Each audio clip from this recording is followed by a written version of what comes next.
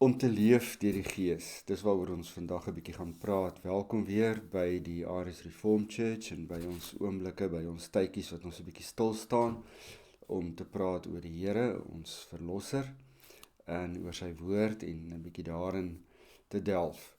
En soos ek gesê het, vandag praat ons oor hoe om te lewe deur die Gees. Nou dit gaan ons vind in Romeine 8 en die hele Romeine 8 is 'n pragtige gedeelte. Maar ons gaan net 'n paar versies daarvan lees, sodat jy net mooi verstaan waaroor dit gaan. Daar's nou geen veroordeling vir diegene wat in Christus Jesus is nie.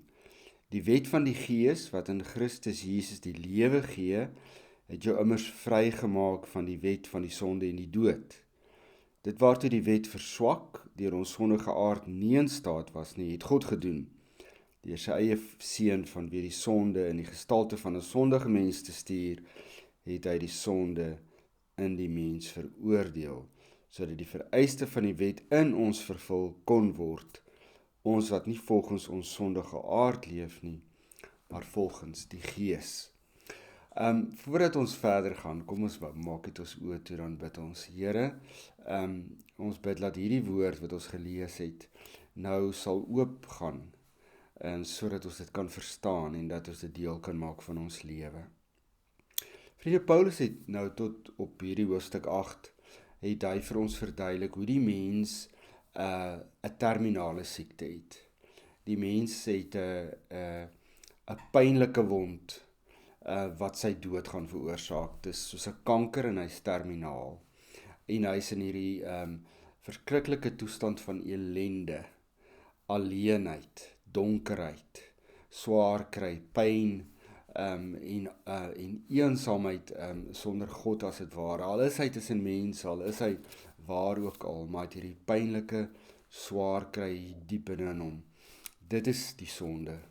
En soos Paulus gesê het, God gee die mens nog meer oor aan die sonde as hy God nie wil herken nie en God nie liefhet nie. So dis baie duidelik dan uit hierdie gedeelte uit dat ons in 'n donker, slegte geestestoestand is, ver van God af, dis swaar, dis pynlik, dis moeilik. Maar daar's 'n oplossing.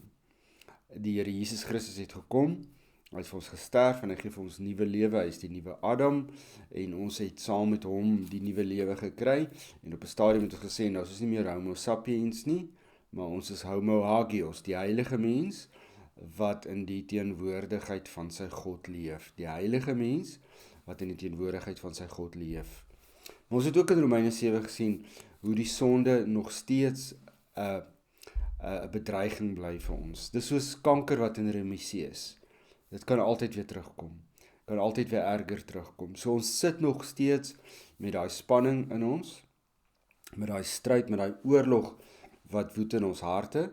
Al behoort ons aan die Here Jesus Christus, het nog steeds daai stryd wat die sonde heeltyd wil beheer neem oor ons lewens, wat hy die donker en die pyn wil terugbring in ons lewens, wat hy ons vrede wil steel en ons hoop wil steel. Dis heeltyd daar, dis 'n konstante probleem in ons lewens. Daarom kom hy dan by hoofstuk 8 uit, by lewe deur die Gees. Nou vriende, dit beteken doodgewoon dat Paulus sê ons, die Gees leef binne in ons. So ons het die krag, dieselfde krag waarmee Jesus uit die dood het opgestaan het ons binne in ons. En dit kan werk, maar dit is asof ons dit baie keer dooddruk en nie toelaat om te groei en te werk nie. En daarom sê Paulus baie duidelik, laat jou lei deur die Gees. Bedink die dinge wat daarbo is, bedink die geestelike dinge. Bedink die goeie dinge, die positiewe dinge in God se naam, in Jesus Christus se naam in hierdie wêreld. Bedink sy mag, bedink sy oorwinning oor die duiwel en oor die magte van die duiwel.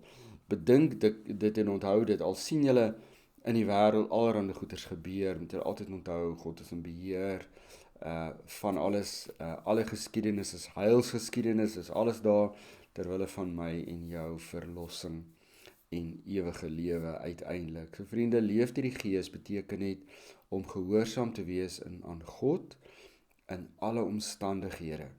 op alle plekke, deur watter moeilikheid jy ook al hoef te gaan, bly gehoorsaam aan die Here, volg sy weë, volg sy pad, al is dit swaar, al is dit opoffering, al is dit baie keer teen alles wat in jou dring of drange is, drange om sleg te doen, dit drang om die verkeerde goed te doen, al is dit daar teen, dan bly jy dit nog steeds doen, want dis hoe ons moet lewe, deur die Gees. Dit is maar 'n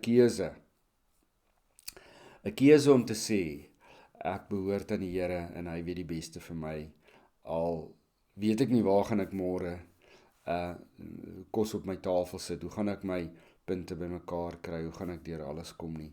Dit is daai vertroue op God se goedheid en sy leiding en sy hulp.